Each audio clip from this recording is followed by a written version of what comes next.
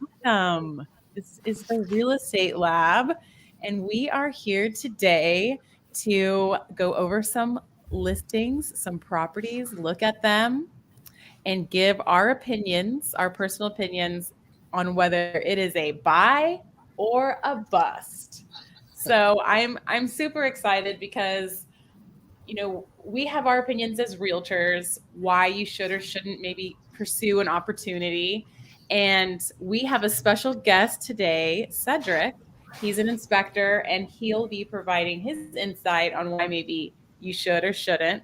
But let's go around and introduce ourselves, and that way you can know who we're talking to. Ian. Hey everybody, I go by Ian of Austin everywhere on the internet. I am excited to talk to you today about what we should buy or what is a bust. JJ. Hey everybody, JJ Tolentino with the Next Level Property Group at KW, and I am excited about today's podcast because I typically don't surf properties with an inspector alongside with me. They come when we get under contract, so this is going to be fun. Let's check it out. Cedric, anything you want to say to introduce yourself? Hey guys, I'm Cedric. I'm a professional real estate inspector in the Austin area. You can find all of my information over at austinspect.com, and I'm excited to be here. We're so excited to have you. So thanks for coming. So it is not a realtor's job or an inspector's job or maybe a lender's job, but to tell a client whether they should purchase a property or not. We're there to be a guide, not an explorer. And so, but there are some things that we will definitely bring up to our clients when we're looking at properties. I call it running the traps. Do you guys do that too? Ian and JJ? Do I call it running the traps? No. Like, do you guys look at a property? Like, let's put it in perspective. So a client sends over an address and they're like, Ian, what do you think about this? Yes. Yeah, that's an everyday conversation. So And running what do the you trap. say? What do you do? I don't know. I've never heard that term before. What is running the trap? So for me, they send me an address, pop it into the MLS, and I start looking over the different things that could potentially come up and make it a no-go property. So is it in a floodplain? Does it back up to a railroad track? Does it have a survey? Like, just things that might affect what they would want to do. Right? Okay. I mean, I just never heard it called running the traps. I would say red. I usually say, I don't say red light, green light. I say, I go by like color codes, right? So like, is there a red flag? Is there a yellow flag? Or are we good to go? Or an orange flag. That's another Too many term colors. we can talk about. Well, regardless of what you call it, us realtors are looking out for you, looking at what could potentially come up, and also our experience with inspectors. I mean, you walk in, let's say that you walk into a house. What are you looking for, Cedric? Are you looking for, diagonal cracks from the doorways? What does that mean? To be honest with you, I start even before I get to the house. As soon as I get to the neighborhood, I'm looking for cracks in the street that might indicate soil movement in the neighborhood. I'm looking at all the different roofs, especially if it's a neighborhood that was all built at the same time, to see if all the roofs are the same or if a lot of people have gotten new roofs. But yeah, just the initial impression, trying to get an overall view of the house. Just what does it look like? Has it been well taken care of? Is the lawn mowed? Kind of gives you a pretty good idea already what you could potentially find in a house. Is the lawn mowed? Yeah, that is details. That's a controversial thing. It is. Yeah, I know. It makes me think I need to get out there and mow my grass. People think I know. I'm getting ready to buy one of those robot mowers. They've come down enough in price where it's kind of worth it. Right? So that's a really good point, Cedric, because whenever I walk up to a property for a tour, let's say I'm meeting a client, I'm looking to see if the road slopes towards the house. There you go. You know, has there been any recent digging in the front yard? I mean, is there a septic like that's been serviced? And I'm just kind of, and it's not so much as like buy or bust at that point. It's just really a information gathering, There you go. you know. Mhm. One of them that I like to share is if we walk up and the driveway is segmented, how many cracks are in the driveway? Yeah. Right? Because that's generally an indication of soil movement, in my opinion. And But for everybody watching, we have to say in our opinion because we're not lawyers, we're not inspectors, and all that sort of stuff. And I think too, like it's different perspectives because everybody has a threshold for what they're willing to do once they purchase a home. They have a budget in mind, and so someone's cracked driveway could be another person's opportunity. A-okay. So let's JJ, did you have an opportunity to pull up a listing that we could peek at and maybe run the traps on? Yeah, let me think. There's a couple. Let's do this one here. Let me know when and you this share. is from the MLS.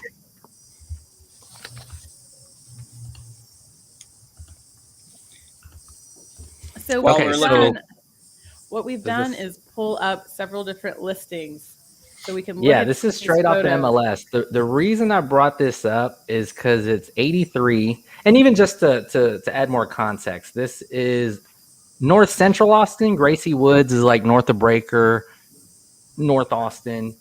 We're looking at built in 1983, so there's some age on that. Just like myself, I was born around then. Good age for me, but That's a great age. 1875 square feet. So 1875 square feet is listed about 500,000. And the reason I brought this to your attention because I wanted to see what you think. You see this slant and how the foundation shows here, but you see when you get pull up towards the photo view because I can't see that really well. There you go. So slanted. I pulled this one up to bring up slanted lot properties, and does that affect your do you stay away from slanted lots, or what do you kind of look at here? So I'm gonna do the slideshow here, and it seems okay, but it's a good conversation piece to hear what y'all think, because sometimes I stay away from slanted lots, but sometimes you have no other options or it kind of works. What do y'all think? Pause right here because my little realtor buzzer is going off. I found one.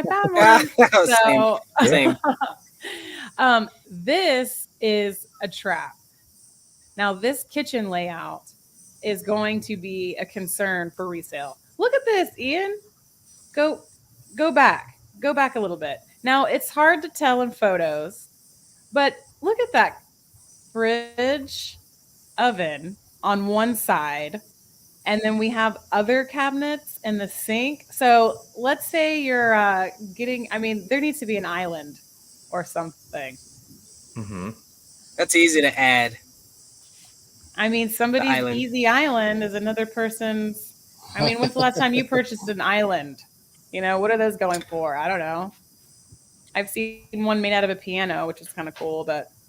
My first thought is, based on the year, my first thought is those windows are looking a little foggy. It could just be the pictures, but windows are quite expensive to replace, right? So we're looking at, I just assuming the size of the windows and as many as are probably in this property, you're looking at least $20,000.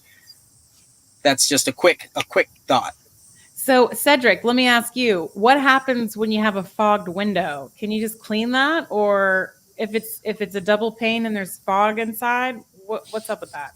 No, that's condensation forming on the inside between two panes of glass. When those windows are manufactured, there's an inert gas that's put in there with no moisture.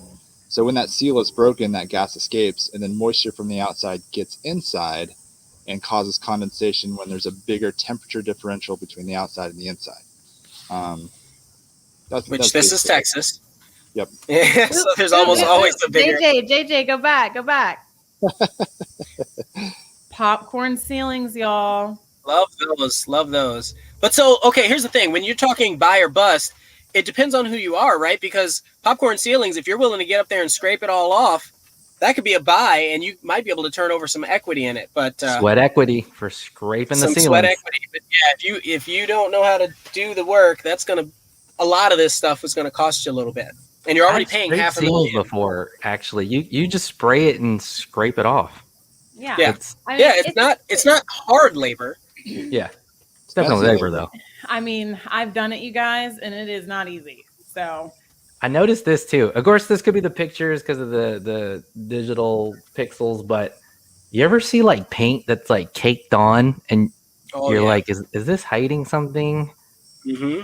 yeah, lot of that's times, a really like good a point. blemish. I mean, Cedric, can you tell by looking at a wall if somebody's dug in there and patched it up? I'm sure you can have seen some patch jobs like that. Yeah, a common comment you might see is evidence of previous repair at drywall in certain rooms. Why that was done or what it's covering up or what it's repaired is not always easy to tell. Sometimes you can tell if there's plumbing behind that wall or electrical. I'd This have a room- lot to say about this room right here, I think. Anytime you close in a screen porch, you want to look real close. Look at the AC on the floor. Yeah. This is an add-on, right? This is a. It looks like an add-on or a porch. Yeah.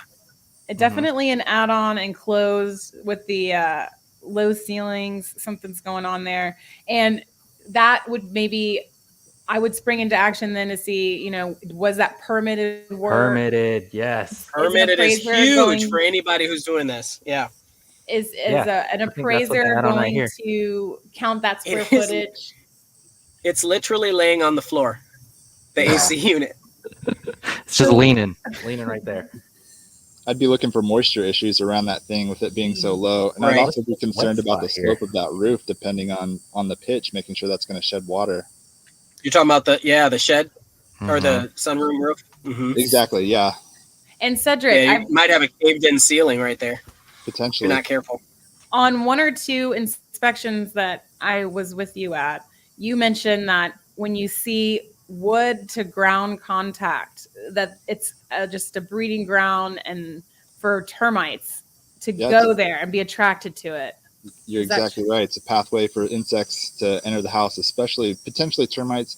And anytime you add moisture into that equation, it's just bound to happen. Yeah, you're asking for it. And do you see the discoloration in the siding? Oh, yeah. Is that from not having Yep. gutters, or is that just from the sun? It's hard to tell. So, All right, so the guys. question is, at this price, sorry, you go ahead. You say it. You say it. Oh, I was going to say, well, guys, we're at the end and now it's time to decide.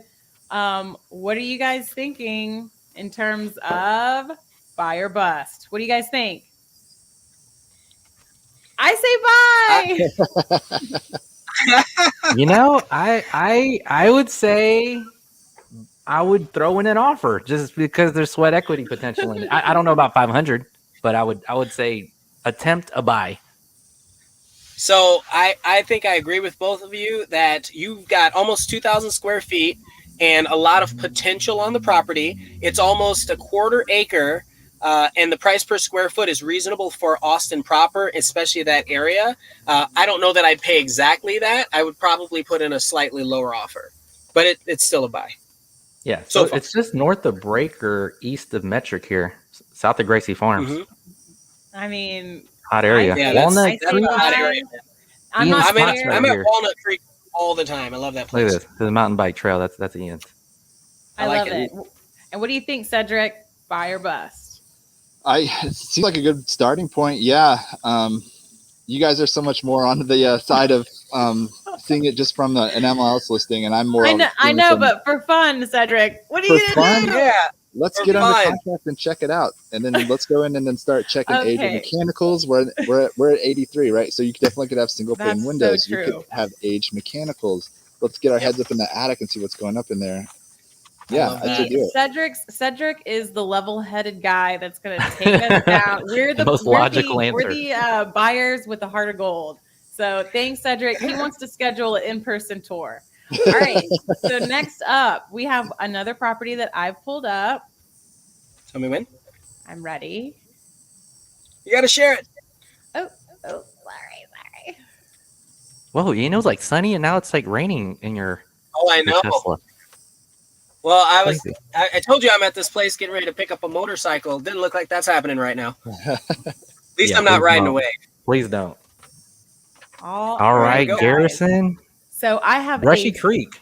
375. But Austin address. Austin Austin address. address, 375,000.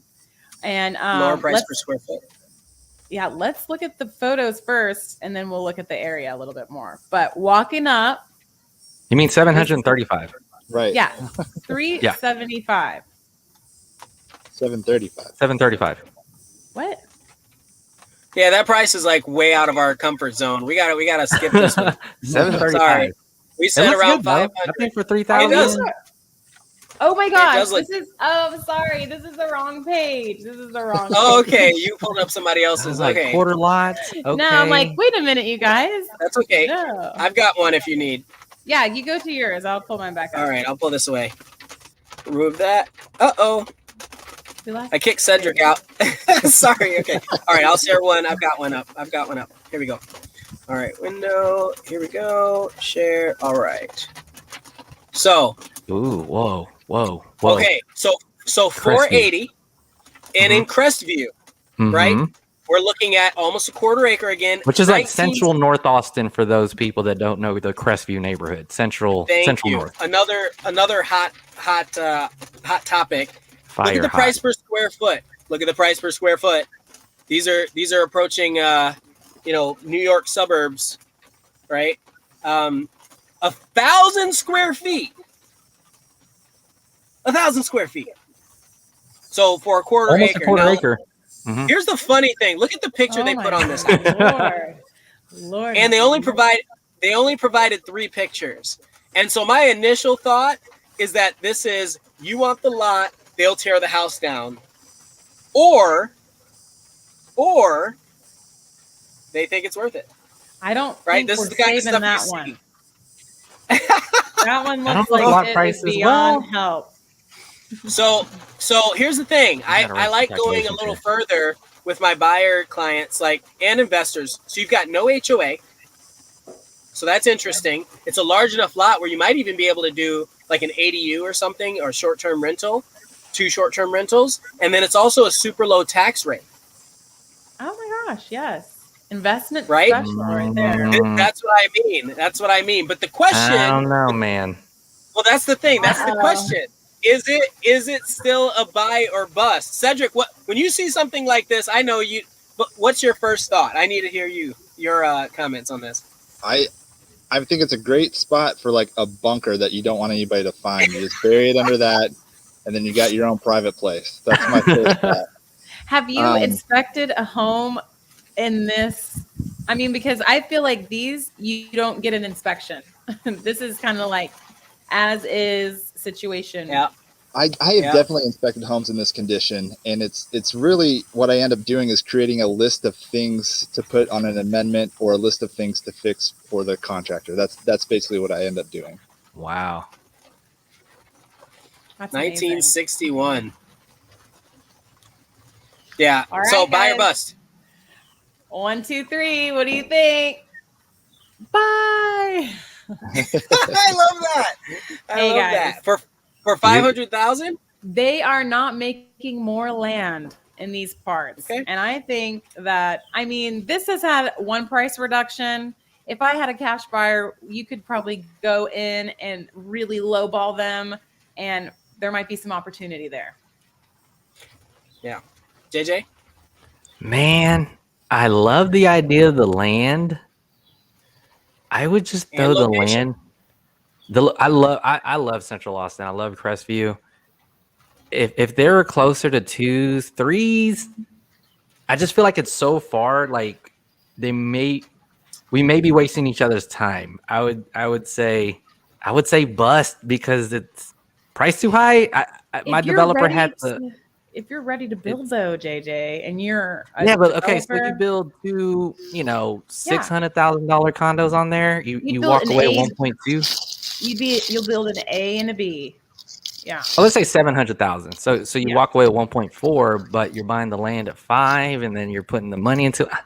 I don't know. Seems like I don't know. It seems like it's thin margins, right?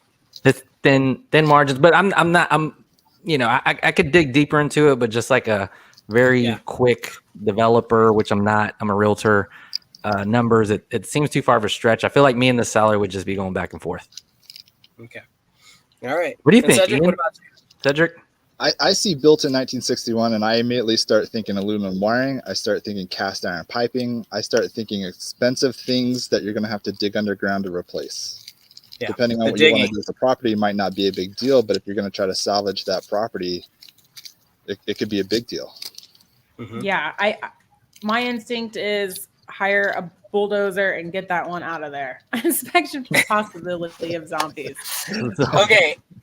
I think I'm actually aligning with both JJ and Cedric on this one. Sorry, Liberty, but I think because there is a lot of opportunity, but you have to bulldoze, you have to dig all the stuff that's in there out, and the cost of that plus the price of this home is going to exceed what most investors want to cover for ARV. Even putting two brand new large properties on there. If they can get away with it, maybe, but I mean, you'd have to have a pretty significant profit in order to make that worth it, including I heard all your lumber's taxes. going down a little bit.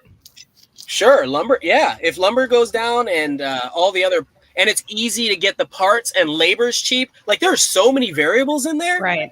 Right. I can't even get my builders to finish the houses that we've been under contract for months. Yeah.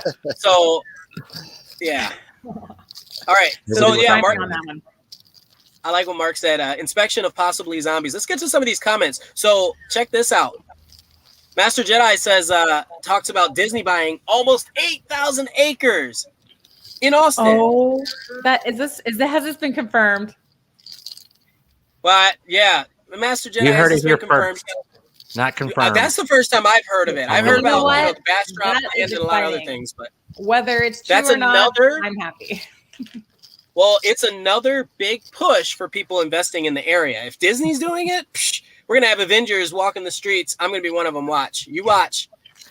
There's that Please bring us Netflix Cowboy HBO Mickey. deal. That's all I want for Christmas. It's Cowboy Mickey. I think this is a question for Cedric. Okay. Can we read it? I see in my new build home frame a finger crossed attached stud in most of wall parts. Is that an issue? Finger crossed attached stud. I'm not really understanding the question, I don't think. I'd have to see a picture to be honest. I'm not really sure what they're asking, unfortunately. Well, Is there a AK stud that should be shown? Cedric is you can find him and his information, and we will put that in the comments for you so that you can reach out to him and send him some photos. He's with Austinspect, and he can help you figure out what that is. Sanjeev, it's a rumor for now. We don't know the Disney thing's real, but it's on the rumor report basically. Who But there was knows? a deal with HBO and Netflix are getting Office Space out here. Oh yeah. That's confirmed. So Yeah. a couple more questions from Mark. Do you gauge slanted lots on a scale? Like, if they're really slanted, are you worried about it? I mean, I have seen, it depends on the architect, it depends on the age of the home, because new build construction in Lakeway, I mean, that's on the side of a hill. I've seen really big foundations. And so I think with me, it's the age. And if they've had past foundation problems, it's kind of looking at the big picture. JJ, what do you think? I want to hear what Cedric thinks because he's more. I have more opinions. He has more like you need to talk to the level or the. So look at the original foundation wall and see if there's been a lot of soil that's been moved away. You can usually tell if there's like a really rough part of the foundation and soil's washed away. Grading and drainage is a huge part of an inspection. You always want to make sure water's moving away from the structure. So in some ways, a sloped lot can be great. Another thing to look for if you're just walking around the property, look for big 2x2 squares of disturbed earth or flattened earth right next to the foundation. That's a dead giveaway of recent foundation repairs. So that's another thing to look at. Overall, no, I think sloped lots are fine as long as they're managed correctly and you don't get a lot of soil washout. I think they can be fine. Yeah, I think I mean, obviously, I'm going to agree with the inspector. Not obvious. That's not obvious. There are some inspectors out there that don't know what they're doing. So I appreciate your At least assessment, Cedric. You'll agree with Cedric. We trust Cedric. Yeah. Well, so like the erosion is a big thing, and also the wheelbarrow shaped dig outs. You got to look for those, and you can also see them in driveways. Sometimes you can see them around the houses. Yeah, so just be real careful with those. And then another question from Mark. You want to read this, JJ? Yeah, Mark says, are insect critter nests a problem to look for in Texas, like giant beehives in the walls or crawl spaces? Oh my Yeah, gosh. we've got I just beehives found in the places. Yeah, go ahead, Liberty. I was just going to say yesterday I found the biggest beehive in an attic. And there are companies that can come and remediate them and take them away and liberate them. But Cedric, go on. I mean, it's a problem out there. Yes, it's always going to be because it's wood. They will come in. You got it. Yeah, giant beehives. We have boring bees in Austin and Texas in general as well, which are solitary bees that bore into the wood and build a nest inside the wood frame. And then termites. What? We do have I never heard of that. That's crazy. Yeah, boring bee or carpenter bees. They're also called carpenter bees. They're huge. They're like the biggest bee there is. They're massive, and they leave like a dime-sized hole right in the wood. What? Those are probably the biggest ones, but we also get mammals and rats and all kinds of stuff up in the attic space, ring-tailed cats, all kinds of crazy stuff. Is it Raccoons. a concern? Generally not. It's generally a kind of a small thing, but you do want to have somebody look for signs of that potentially. Yeah, I had a raccoon problem, and it was in Spicewood, Texas, Oh yeah. More rural area, but they got in there. AK, a wood stud made of multiple parts, not from a single wood. I see the comment. Okay, so I think a finger jointed stud would mean where the wood particles come together like this and they're interlocked. So finger jointed studs, I wouldn't be worried about finger jointed studs. And those are generally pretty rigid. It's a manufactured process. They have to meet a certain standard. You see that quite a bit now in new builds. No, I wouldn't worry about finger jointed studs. I was gonna say, I see those. I built a home. So what I've seen is it started with, there were luxury builders, and then there were like luxury builders had like these lower cost builds, and that's where they started building. That's where I had seen them in my experience, right? And I remember asking that same question and thinking, that doesn't seem right. But then it's kind of the way they reinforce it, and all there's so much more to it. So I agree. I love that. I love that question. Awesome. Who do we have Always next? One more. Yeah. Well, guys, it looks like our time is about up. And so we are going to be wrapping up and having our last moments of thought. But, as you're out there in the marketplace looking at homes and thinking about what's a make or break for you, it's really a case by case. Everybody has different comfort levels. Everybody wants to do different things with their home. And so call us and we will be able to guide you and advise you on what a particular home you're interested in. But does anyone else have last thoughts they'd like to give on buy or bust? Yeah, I would like to piggyback. piggyback. Time and money. That's what I tell everybody if they ask me if they should buy the house or not. It's totally dependent on your budget and what you want to accomplish. I like that. I agree with that.